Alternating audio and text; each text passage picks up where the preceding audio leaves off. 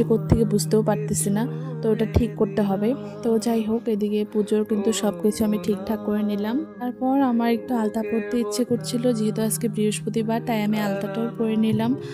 তো এদিকে সব কিন্তু জোগাড় হয়ে গেছে আমার, এখন আমি পুজোয় বসবো।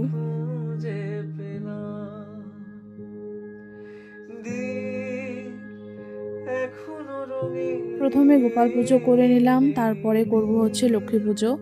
আর যেহেতু বৃহস্পতিবার, সকাল সকাল পুজো দিতে পারলে কিন্তু একটু ভালো লাগে, অন্যরকম লাগে। প্রত্যেক দিন দিতে পারলেই ভালো লাগে, কিন্তু প্রত্যেক দিন তো দেওয়া হয়ে ওঠে না, কিছু না কিছু মানে সমস্যা থেকেই যায়।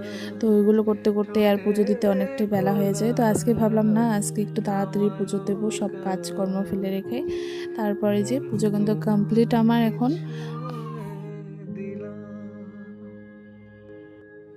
পুজো কমপ্লিট করে আমি চলে আসলাম নিজের জন্য কিছু খাবার বানাতে। তো ওইদিকে আমি রান্না করব এখন, কিন্তু তার আগে ভাবলাম কিছু খাই।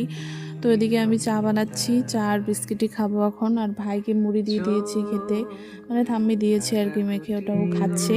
এদিকে আমি চা খাবো, বিস্কিট খাবো, তারপরে এই যে ভাইয়ের জন্য, মানে ওর খুব খিদে পেয়ে গেছে, মুড়ি ফুড়ি অত ভালো মানে খেতে পারে না, ওর জন্য আমি ভাত বসিয়ে দিলাম এখানে। আর একটাতে হচ্ছে ডিম সিদ্ধ দিয়ে দিলাম, ও খাবে তার জন্য।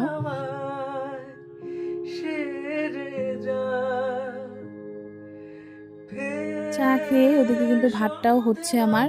আর এদিকে আমি মানে সকালবেলা স্নানের পর যেগুলো কাপড় ছিল ওইগুলো এখন মেলে দিচ্ছি, ধোয়া হয়ে যাওয়ার পরে আর কি। তো কালকেরও কয়েকটা কাপড় ছিল, তোমরা তো দেখেইছো, কালকে ভিডিও পোস্ট করেছিলাম। না হয়তো বা ভিডিওগুলো দেওয়া হয়নি, আমার অ্যাড করা হয়নি, কিন্তু যাই হোক।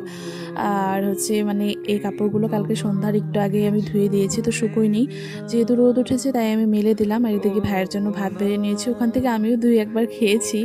তো যাই হোক, এদিকে দেখো আমার কিন্তু রান্না বান্না কমপ্লিট। আর কি কি রান্না করেছি তোমাদের শেয়ার